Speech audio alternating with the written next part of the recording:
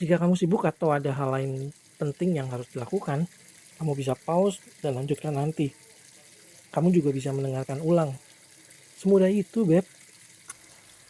Injil Lukas pasal 4 ayat 1 sampai 13, pencobaan di padang gurun. Yesus yang penuh dengan Roh Kudus kembali dari Sungai Yordan, lalu dibawa oleh Roh Kudus ke padang gurun.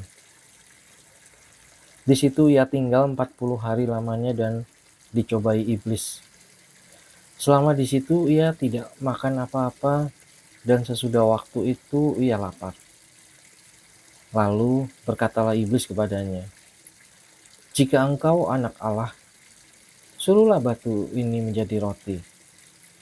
Jawab Yesus kepadanya, "Ada tertulis, manusia hidup bukan dari roti saja."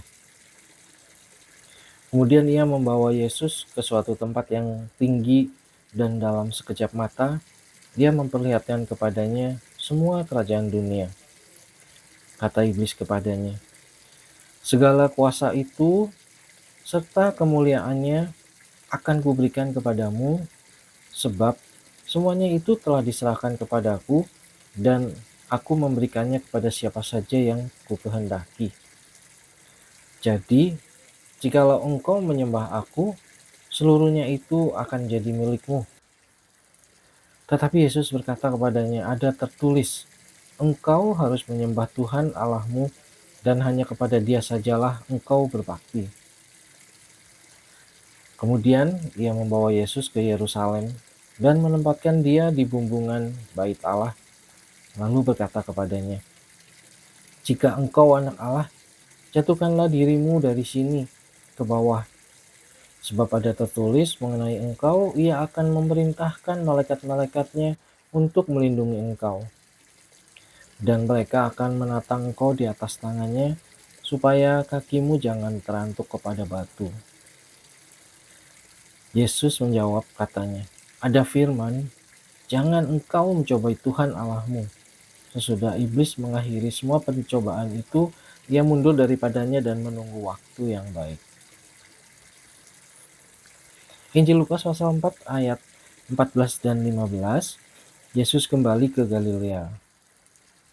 Dalam kuasa Roh kembalilah Yesus ke Galilea, dan tersiarlah kabar tentang dia di seluruh daerah itu. Sementara itu, ia mengajar di rumah-rumah ibadat di situ, dan semua orang memuji dia. Injil Lukas pasal 4 ayat 16 sampai 30, Yesus ditolak di Nazaret. Ia datang ke Nazaret, tempat ia dibesarkan, dan menurut kebiasaannya, pada hari Sabat ia masuk ke rumah ibadat, lalu berdiri hendak membaca dari Alkitab. Kepadanya diberikan kitab Nabi Yesaya, dan setelah dibukanya, ia menemukan nas di mana ada tertulis, "Roh Tuhan ada padaku, oleh sebab ia telah mengurapi aku untuk menyampaikan kabar baik kepada orang-orang miskin, dan ia telah mengutus aku untuk memberitakan pembebasan kepada orang-orang tawanan dan penglihatan bagi orang-orang buta, untuk membebaskan orang-orang yang tertindas, untuk memberitakan tahun rahmat Tuhan telah datang." Kemudian ia menutup kitab itu, memberikannya kembali kepada pejabat, lalu duduk, dan mata semua orang dalam rumah ibadat itu tertuju kepadanya. Lalu ia memulai mengajar mereka, katanya, "Pada hari ini genaplah nas ini sewaktu kamu mendengarnya." Selamat, kamu sudah melakukan langkah pertama. Bahkan perjalanan 1000 mil pun dimulai dengan langkah pertama. Dan semua orang itu membenarkan dia, dan mereka heran akan kata-kata yang indah yang diucapkannya. Lalu kata mereka, "Bukankah ia ini anak Yusuf?" Maka berkatalah ia kepada mereka, "Tentu kamu akan mengatakan pepatah ini kepadaku, 'Hai tabib, sembuhkanlah dirimu sendiri. Perbuatlah di sini juga, di tempat asalmu ini, segala yang kami dengar yang telah terjadi di Kapernaum.' Dan katanya lagi, 'Aku berkata kepadamu, sesungguhnya tidak ada nabi yang dihargai di tempat asalnya. Dan aku berkata kepadamu, Dan kataku ini benar. Pada zaman Elia, terdapat banyak perempuan janda di Israel ketika langit tertutup selama 3 tahun dan 6 bulan, dan ketika bahaya kelaparan yang hebat menimpa seluruh negeri. Tetapi Elia diutus bukan kepada salah seorang dari mereka, melainkan, melainkan kepada seorang perempuan janda di Sarfat, di tanah Sidon.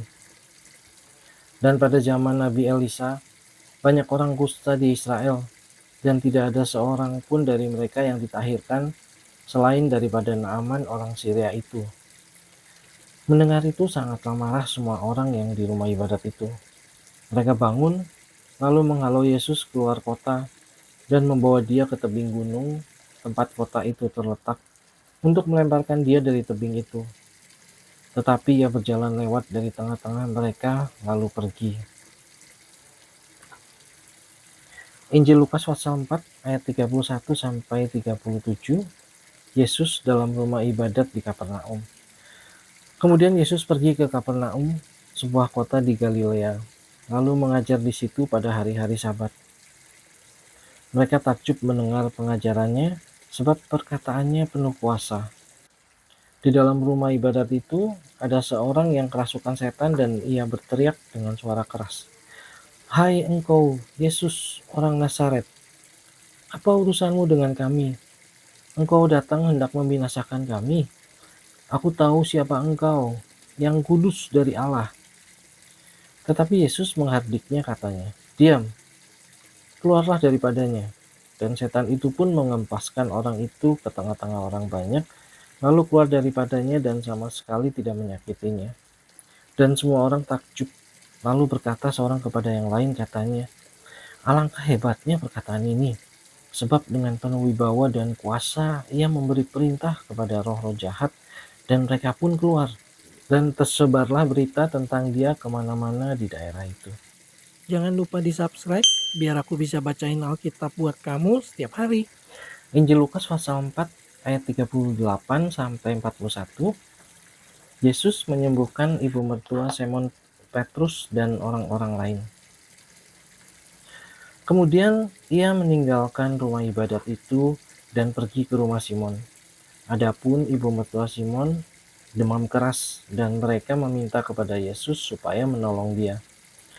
Maka ia berdiri di sisi perempuan itu, lalu menghardik demam itu, dan penyakit itu pun meninggalkan dia. Perempuan itu segera bangun dan melayani mereka. Ketika matahari terbenam, semua orang membawa kepadanya orang-orang sakitnya yang menderita bermacam-macam penyakit. Dia pun meletakkan tangannya atas mereka masing-masing dan menyembuhkan mereka. Dari banyak orang keluar juga setan-setan sambil berteriak, "Engkau adalah anak Allah." Lalu ia dengan keras melarang mereka dan tidak memperbolehkan mereka berbicara, karena mereka tahu bahwa ia adalah Mesias. Injil Lukas pasal 4 ayat 42 sampai 44. Yesus mengajar di kota-kota lain. Ketika hari siang, Yesus berangkat dan pergi ke suatu tempat yang sunyi. Tetapi orang banyak mencari dia, lalu menemukannya dan berusaha menahan dia, supaya jangan meninggalkan mereka. Tetapi ia berkata kepada mereka, "Juga di kota-kota lain aku harus memberitakan Injil Kerajaan Allah, sebab untuk itulah aku diutus." Dan ia memberitakan Injil dalam rumah-rumah ibadat di Yudea. Injil Lukas pasal 5 ayat 1 sampai 11. Penjala ikan menjadi penjala manusia.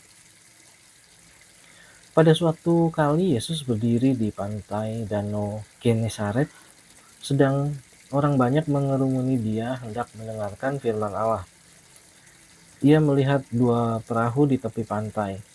Nelayan-nelayannya telah turun dan sedang membasuh jalannya. Ia naik ke dalam salah satu perahu itu, yaitu perahu Simon, dan menyuruh dia supaya menolakkan perahunya sedikit jauh dari pantai. Lalu ia duduk dan mengajar orang banyak dari atas perahu.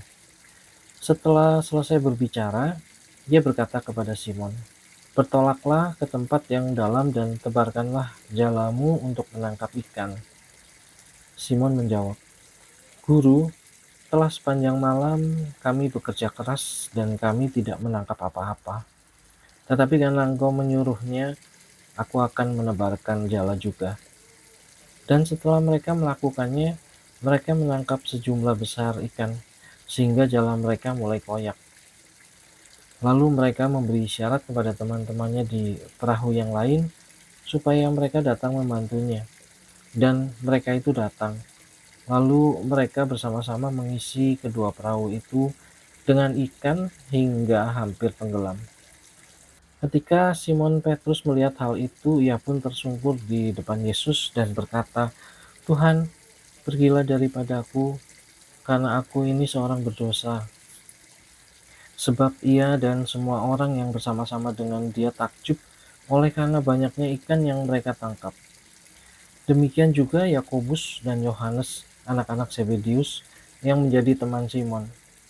Kata Yesus kepada Simon, "Jangan takut, mulai dari sekarang engkau akan menjala manusia." Dan sesudah mereka menghela perahu-perahunya ke darat, mereka pun meninggalkan segala sesuatu lalu mengikut Yesus. Injil Lukas pasal 5 ayat 12 sampai 16. Yesus menyembuhkan seorang yang sakit kusta. Pada suatu kali Yesus berada dalam sebuah kota. Di situ ada seorang yang penuh kusta.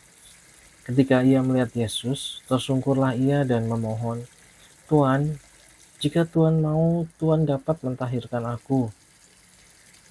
Lalu Yesus mengulurkan tangannya, menjamah orang itu, dan berkata, "Aku mau, jadilah engkau tahir." Seketika itu juga lenyaplah penyakit kustanya.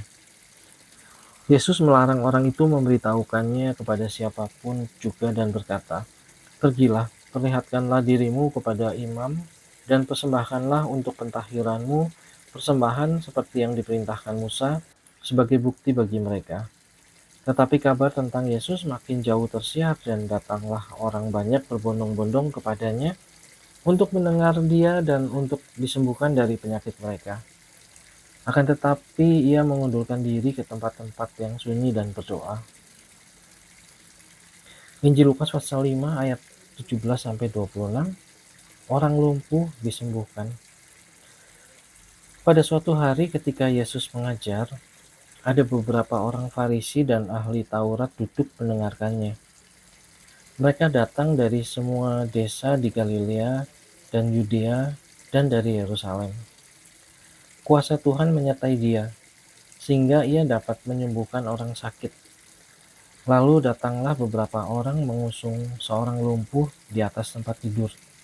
Mereka berusaha membawa dia masuk dan meletakkannya di hadapan Yesus. Karena mereka tidak dapat membawanya masuk berhubung dengan banyaknya orang di situ, naiklah mereka ke atap rumah, lalu membongkar atap itu dan menurunkan orang itu dengan tempat tidurnya ke tengah-tengah orang banyak, tepat di depan Yesus. Ketika Yesus melihat iman mereka, berkatalah ia, "Hai saudara, dosamu sudah diampuni." 85-86 ayat sehari. Selesai dengar Alkitab dalam 1 tahun, kamu bisa. Kita pasti bisa. Tetapi ahli-ahli Taurat dan orang-orang Farisi berpikir dalam hatinya, "Siapakah orang yang menghujat Allah ini? Siapa yang dapat mengampuni dosa selain daripada Allah sendiri?" Akan tetapi Yesus mengetahui pikiran mereka lalu berkata kepada mereka, "Apakah yang kamu pikirkan dalam hatimu? Manakah lebih mudah mengatakan, 'Dosamu sudah diampuni,' atau mengatakan, 'Bangunlah dan berjalanlah'? Tetapi supaya kamu tahu bahwa di dunia ini Anak Manusia berkuasa mengampuni dosa." Berkatalah ia kepada orang lumpuh itu, "Kepadamu kukatakan, bangunlah, angkatlah tempat tidurmu dan pulanglah ke rumahmu." Dan seketika itu juga bangunlah ia di depan mereka, lalu mengangkat tempat tidurnya dan pulang ke rumahnya sambil memuliakan Allah. Semua orang itu takjub lalu memuliakan Allah, dan mereka sangat takut katanya, "Hari ini kami telah menyaksikan hal-hal yang sangat mengherankan." Lukas pasal 5 ayat 27 sampai 32. Kemudian ketika Yesus pergi keluar, ia melihat seorang pemungut cukai yang bernama Lewi sedang duduk di rumah cukai. Yesus berkata kepadanya, "Ikutlah aku." Maka berdirilah Lewi dan meninggalkan segala sesuatu lalu mengikut dia. Dan Lewi mengadakan suatu perjamuan besar untuk dia di rumahnya, dan sejumlah besar pemungut cukai dan orang-orang lain turut makan bersama-sama dengan dia.